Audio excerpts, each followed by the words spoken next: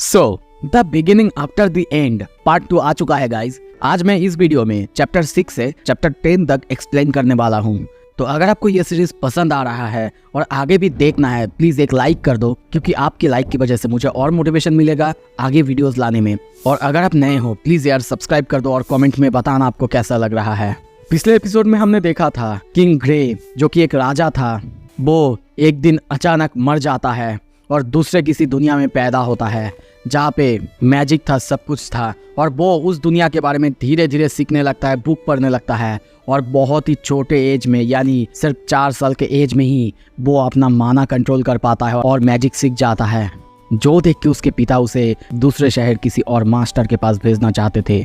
अब आगे एपिसोड के शुरू में हम देखते हैं आर्ट के पापा और मम्मी के बीच बहुत खतरनाक झगड़ा हो रहा है, उन्हें उसे बाहर भेजना चाहिए कि नहीं।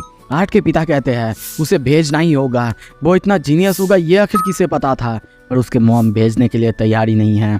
ये लोग झगड़ रहे थे और आर्ट उनको ऐसे देख रहा था, पर तभी दोनों एक साथ उससे पूछते हैं कि उसे क्या करना है, क्या उसे एक रियल टीचर चाहिए, यानी उसे जाना है कि नहीं। ये सुन के वो सोचता है रुको, क्या वो लोग मुझे डिसाइड करने दे रहे हैं? क्या ये एक 4 साल के बच्चे के लिए कुछ ज़्यादा नहीं हो रहा है? और तभी वो कहता है क्या मम्मी और डैडी मेरे साथ नहीं चल सकते? ये सुनते ही वो दोनों स्माइल करते हैं और हंसने लगते हैं कि ये उनके दिमाग में आया ही नहीं था। और अब वो लोग डिसाइड करते हैं कि वो लोग जायरस सिटी में जाएंगे और अब वहाँ पे जाने के लिए वो 3 वीक जर्नी के लिए प्रिपेयर होते हैं। सीन शिफ्ट होता है, हम आर्ट को बुक पढ़ते हुए देखते हैं। उसके मॉम उसके पास आती है और कहती है मिस्टर तुम्हें बेड पे जाना चाहिए, याद तो है ना? और वैसे भी कल हमें जल्दी जल्दी निकलना है। ये सुन के वो कहता है क्या माँ कल ही? वो कहती है हाँ बेटा मुझे पता है इतनी रश तुम्हें भी पसंद नहीं है, पर क्या कर सकते हैं, तुम्हारे डैड की फ्रेंड्स द ट्विन हॉर्न्स कल ही जायरस सिटी के लिए निकल रहे हैं, तो उन्होंने ही कहा कि हम लोगों को वो साथ में ले जाएंगे। और ये सब कह के वो उसे सोने के लिए कह के चली जाती है।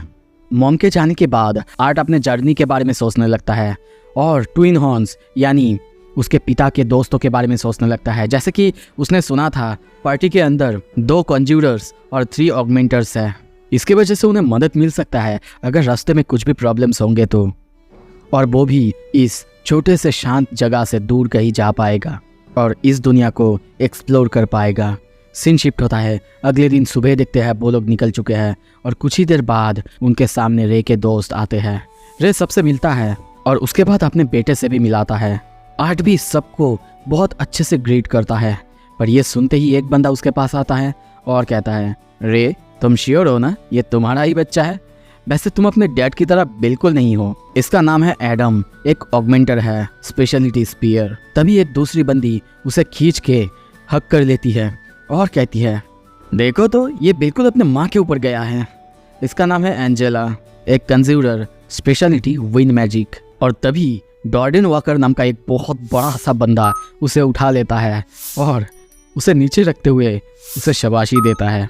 तभी वहाँ पे और एक लेडी थी जैस्मिन नाम का, वो उसे देख के नोट करती है और बाहर से निकल जाती है।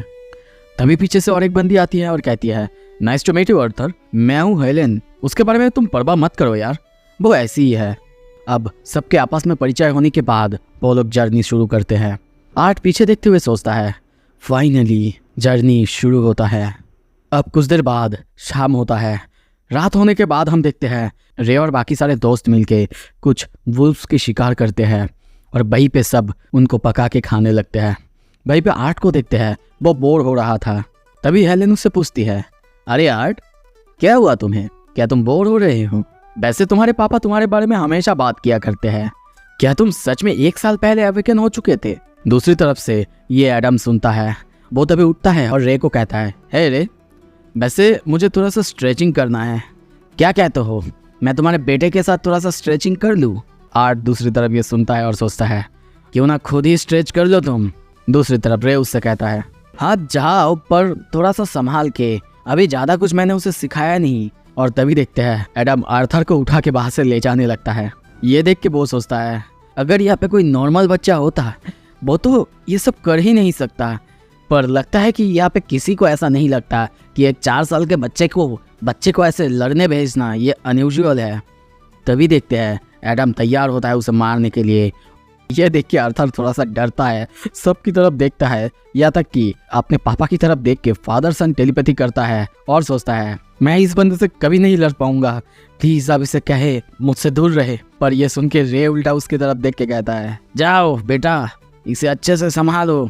और ये देख के वो और ज़्यादा सैड होता है, पर अब उसके पास कोई रास्ता नहीं था। इसी वजह से हम देखते हैं वो तैयार होता है और अब वो बिल्कुल किंग ग्रे जैसा करता है और अपने जितने भी माना की ताकत था वो अपने तलवार के या फिर हाथ की तरफ लाता है।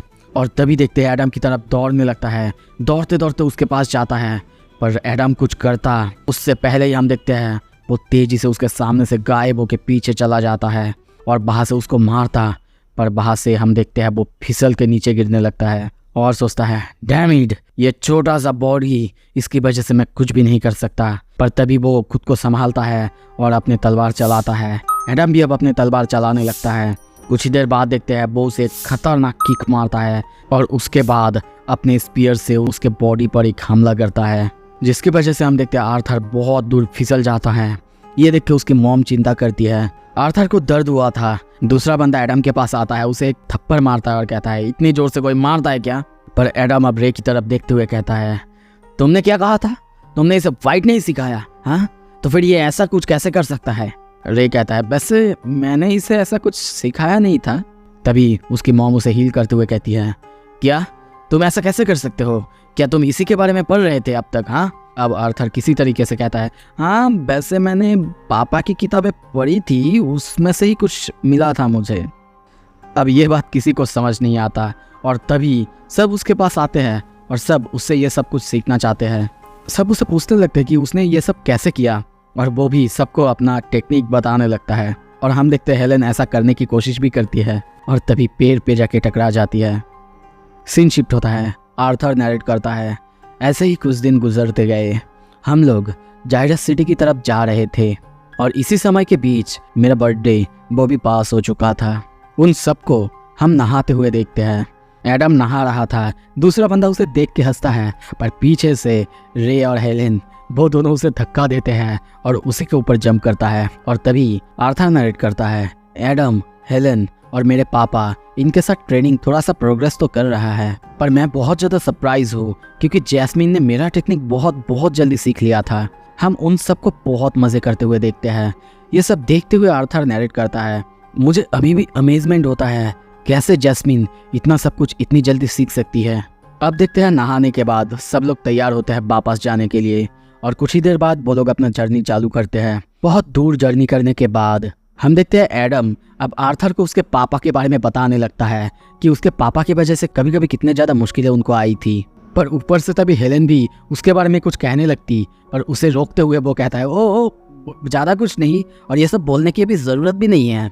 आर्थर तभी अपनी मॉम को देख के कहता है मॉम अब ठीक है ना?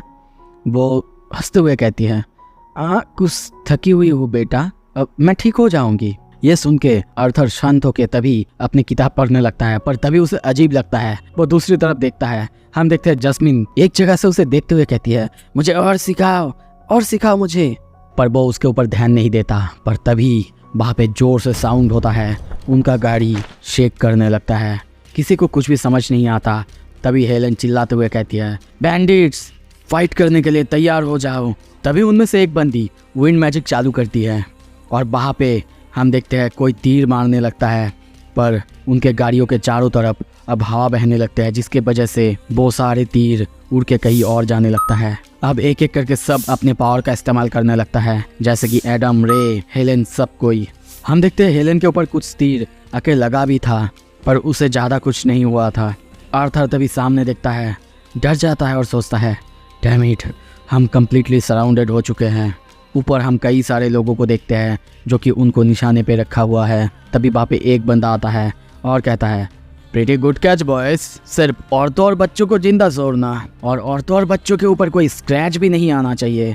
तुम्हें पता तो है ना डैमेज गुड्स, उनके वजह से बहुत कम पैसे मिलते हैं। तभी वहाँ पे हम एक खतरनाक बंदे को देखते हैं जो अपने एक्स के साथ वहाँ पे आके खड़ा होता है। अब आर्थर सोचता है मैं ऑलमोस्ट भूल चुका था, हर एक दुनिया में इसके जैसा भद्दा एक बंदा ज़रूर होता है। क्या कहा था इसने? Damage goods. उसे हम बहुत गुस्से में देखते हैं, वो अपना तलवार निकालने वाला था, पर तभी उसकी मॉम ये देखती है, उसे हक कर लेती है और कहती है, बेटा चिंता मत करो बेटा, मैं यहीं पे हूँ। आर्थर तो बहुत गुस्से में था, पर अपनी मॉम की वजह से वो वहीं पे शांत हो जाता है। दूसरी तरफ अब हम सबको फाइट करते हुए देखते हैं।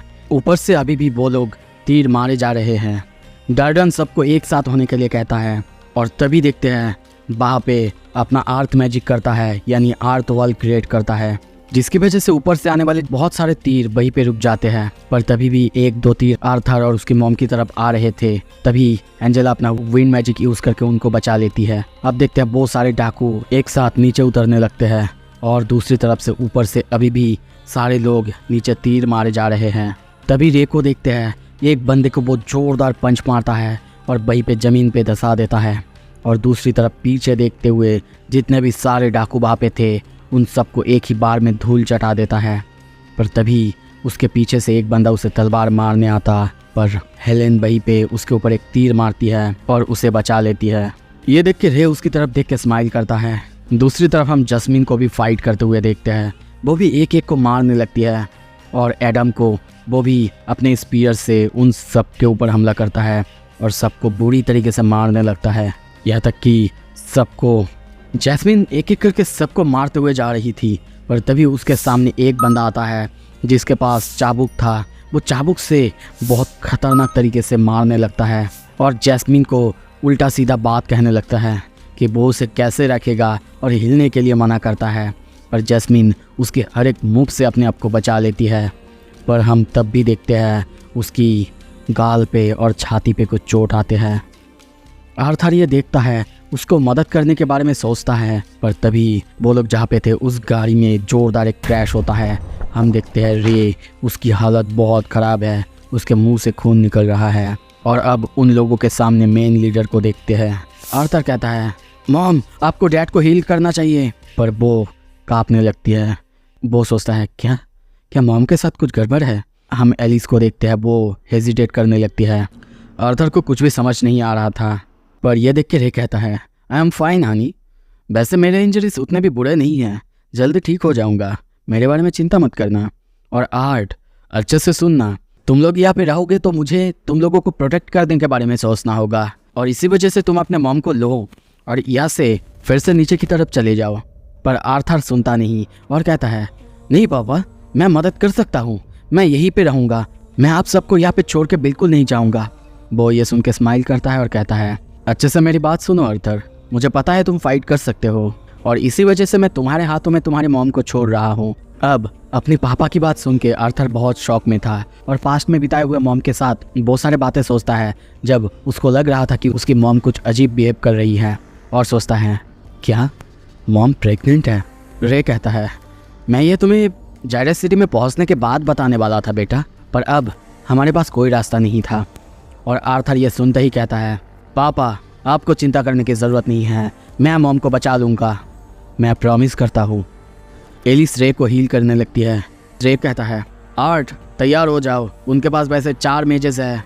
डाकुओं के लीडर वो ये देखते ही कहता है, सानाफे उनके पास एक हीलर है, उसको भागने मत देना।